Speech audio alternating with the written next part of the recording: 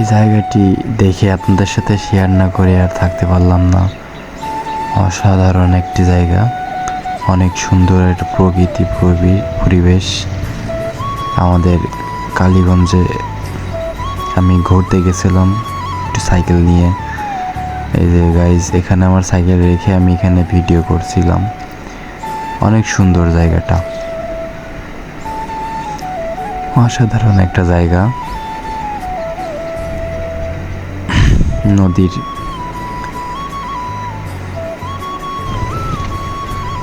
এই দেখুন গাইজ, কত সুন্দর একটা পরিবেশ, অসাধারণ। প্রকৃতি যে এত সুন্দর হয় আসলেই আমাদের কল্পনার বাইরে।